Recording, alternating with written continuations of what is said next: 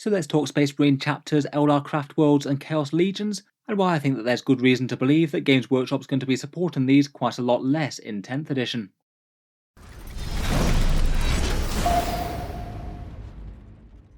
Hello and welcome back to Warspets Tactics, where today we're talking about some potential future 40k rules, with a bit of an overview of how Games Workshop has been treating subfactions lately in the last days of 9th edition, and a few hints that we have that they might not get quite as much love in 10th. Basically, my strong suspicion is that in 10th edition 40k, I strongly suspect that subfactions will take a big hit and be quite drastically reduced down from the number that we have here in 9th edition, and the ones that we do have will get more simple. As of quite a long time, we do have pretty solid rumours that 10th edition 40k is going to be coming in around about June or July time, and pretty much all the supposed leaks that have been coming out have been pretty certain that we'll be getting replacement indexes for the current crop of 9th edition codexes, taking the game back to a stage that it was similar to 8th edition, though probably a bit better with lessons learned. Throughout 8th and 9th edition, really quite a lot of 40k rules developments have been happening, but maybe one of the things that has been steadily rolling out, particularly in 8th, was a lot more support for various sub-factions, say Space Marine chapters, Chaos Legions, and plenty more. In 7th edition and previously, rule support for them tended to be a little bit scanty. I feel like it would have been in quite a lot of people's pipe dream to have different rules for set Imperial Guard regiments, with a basic trait and custom warlord traits and relics and things, but that now seems to be the norm for just about every faction in the game, and it's quite nice that they've had a bit of parity with the rollout as well, with armies where their sub-factions maybe aren't quite as prominent in the lore, things like maybe Tau Empire or Chaos Knight households. It was kind of cool to see them dig into the backstory of the races as the edition rolled out. I would argue that a bunch of rules with different sub-factions does bring downsides as well as upsides, but it's certainly been a way that they've added a bit of excitement to things like Codex releases as they've rolled them out. At the moment I feel like we've kind of reached saturation point for what Games Workshop's likely to do, and with a full reset of the game in the works, I strongly suspect that individual chapters, legions and craft worlds will have far less support at the turn of the edition, and to be honest there's already been a couple of trends in 9th edition towards this already happening in the last few codexes. To go through the reasons why I think it might well be happening, I feel like the reset to indexes is perhaps one of the biggest clues. If you compare the 8th edition indexes to the current ones, they do have the precedent of just having very limited support for the sub-factions, the rule shift being a lot more towards the actual datasheets as opposed to any of the main rule sections in the Codex with things like warlord traits or stratagems or things. It definitely had some advantages, a slimmed down game to allow people to just focus on the datasheet interactions before adding more complexity, and while they might put in some basic rules to support things like different chapters and give armies a few stratagems or things like that, they certainly might not as well. In any case, I'd be amazed if we get the sort of support that they had at the moment, say for example sub-armies like Hive Fleet Kraken getting their own psychic power, stratagem, unique trait, relic and warlord trait. Otherwise though, as we'll go on to in a second, recent 9th edition trends really do seem to mirror this quite a bit. The Astra Militarum Codex did things very differently to prior books with sub-factions, as did Codex World Eaters, and we'll go through them in just a second. But also, on top of this, a few rumours have also hinted at this. At least a couple of the supposed 10th edition leaks seem to say that sub-factions are going to be cut down in quite a drastic way. Whether or not they do actually have some insider information, or they're just making logical guesses based on the past and what it looks like Games Workshop might do. In terms of game design as well, I certainly can see some good arguments for maybe treating sub-factions differently going forward.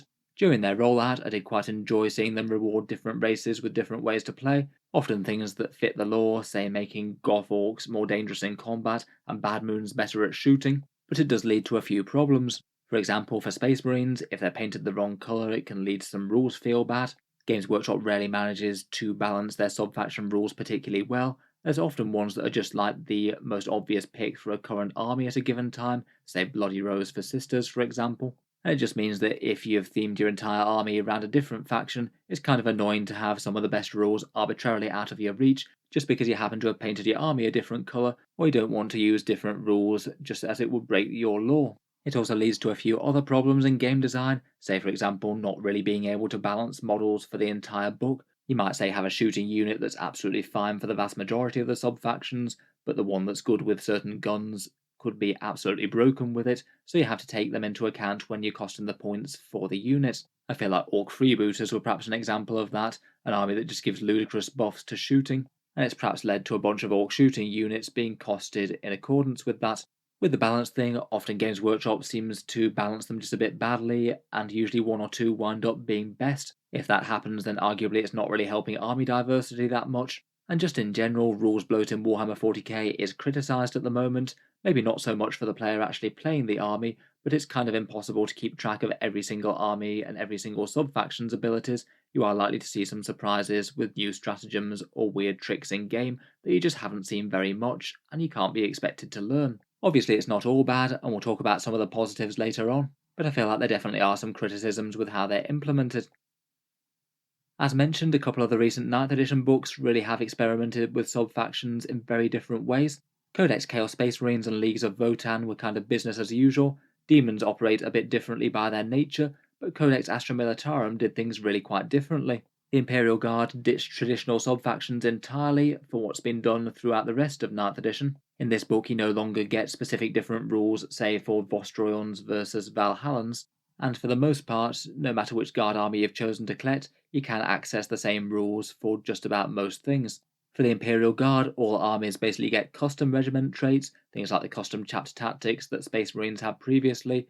Either you get the stock born soldiers for a shooting buff, or you can pick any two out of another fairly big table of traits, which mainly just give you some benefits on the models that they affect, but also might unlock a stratagem or two.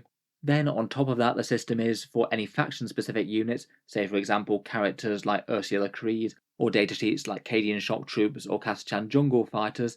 These maintain the keyword for their unique regiment that they come from, but for the most part it doesn't have a huge difference rules wise. You can freely field them in all Imperial Guard armies, and they can be mixed and matched and even combined within the same army, so you could have slightly odd combinations like a Death Corps of Krieg infantry squad fighting alongside Ursula Creed and Sergeant Harker of the Catachans.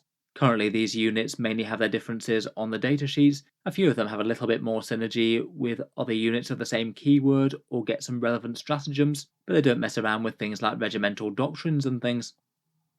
Admittedly, this might just be a bit of a special case for the Imperial Guard. It's kind of hard to say without too many Codex release examples. Imperial Guard are a bit different to many of the other 40k armies, seeing as their regiments are actually just physically different on the board. Say a Kriegsman having a different model to a Cadian, for example, so the differences are a bit deeper than one coat of paint, which might be all the difference between the sub-factions of lots of other armies.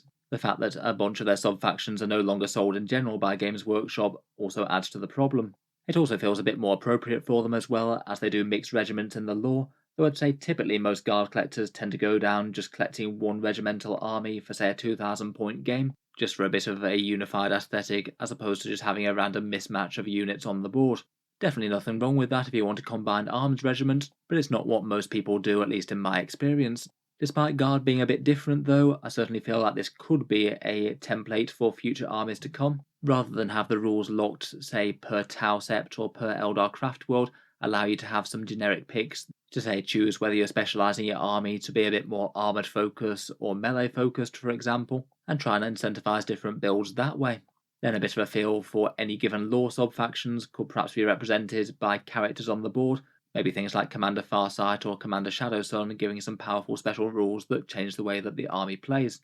I would say for the Imperial Guard though, perhaps my criticism of it is that it might result in armies just being a bit samey. If every army has access to the same rules, then they'll usually gravitate towards the same strong stuff. Despite the choice of different sub-faction rules, a lot of Guard armies just tend to gravitate towards a bunch of Russes screened by infantry, perhaps with some Cadian Kazakin, as overall it just seems like the strongest build in the Codex if you're not going to differentiate things too much with deeper sub-faction rules. For another recent example, we've also got Codex World Eaters as well. Again, like the Imperial Guard, they kind of ditched sub-factions as they'd come before. The equivalents to them would be either the Death Guard or the Thousand Sons, unique Chaos Space Marine legions that are kind of sub-factions in themselves, but they also had rules for things like the Sorcerer's Cults or the Plague Companies of the Death Guard. Their differences weren't quite as big, just allowed you access to things like warlord traits, relics, and stratagems, so maybe didn't change the army on such a fundamental level as, say, playing armies with different chapter tactics would. I feel like the way that the World Eaters Codex did it was kind of interesting, though admittedly fairly simplistic. For list building with the army, there's basically two major choices that you make in army construction, the first being which core rules that you follow, and then which character you have to lead your army.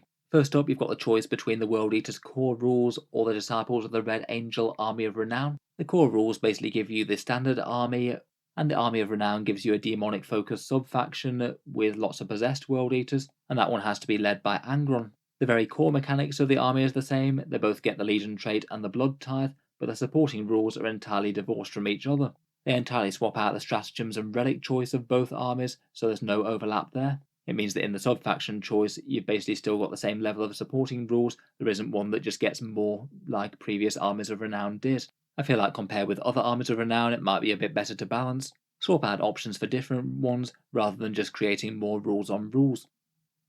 Then as well as that, if you're not playing the Army of Renown, you've basically got the big choice as to who's going to lead your army. For World Eaters, I typically say that there's going to be the choice between Angron and Lord Invocatus, and the choice comes because there's only one option for a Warlord trait, and you're sort of forced to pick between a couple of good things.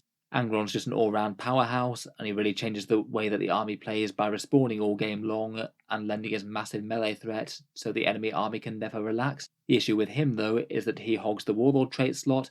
His Warlord trait is kind of weak, but the one for Lord Invocatus, the character riding the Juggernaut, his is absolutely amazing and gives you a big pre-game move on 2 World Eaters units plus himself, and it means that you could have a ton of scary 8-bound units right in the midfield from turn 1, very easily making turn 1 charges into the enemy lines. The main decision for playing World Eaters I think is often between playing Angron and having his big scary threat on the board, or take the massive first turn charge that having Lord Invocatus and his fiery host will bring. I guess there is the third option of just choosing a generic character as well. That would allow you a Warlord trait which gets bonus Blood Tithe points each turn. This is far less strong than the other 2 options in my opinion, but say if Games Workshop did make that Warlord trait vastly better, say it gave you 3 Blood Tithe points each turn for example, then that could genuinely be another interesting way to play the army, depending on the character that you choose.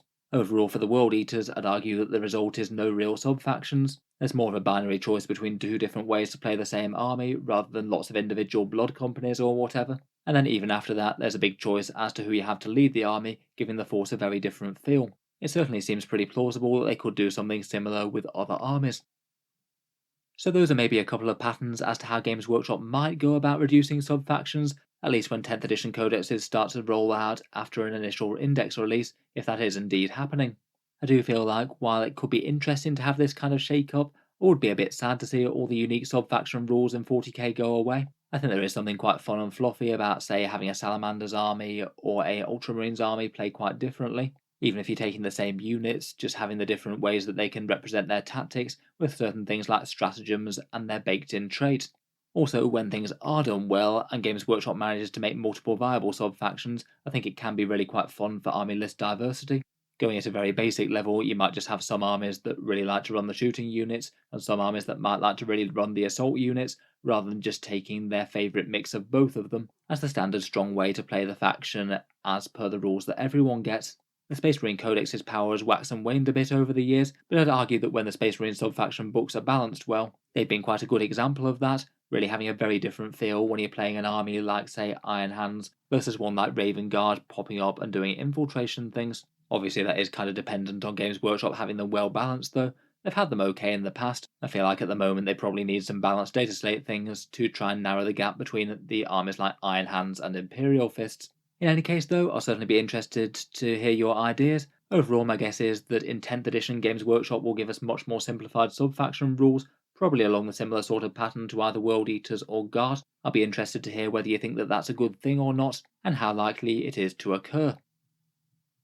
If you've enjoyed the video, then feel free to subscribe to Auspex Tactics, or I'll certainly keep the regular 40k videos coming. I'll certainly be looking to analyse the rules of 10th edition as we start to get teasers. If you have been enjoying all the videos on the channel as well, I would just like to mention that Auspex Tactics does have a Patreon page too. You can find that one linked down in the video description below. Channel patrons do get a fair few advantages, seeing certain videos early, regular votes to see what sort of things come next on the channel, and automatic entry into the regular prize giveaways with a chance to win some really big model kits each month. If any of that sounds good to you, or you'd just like to help support, the link is down in the video description. In any case, an enormous thank you for listening, and I'll hope to see you guys next time.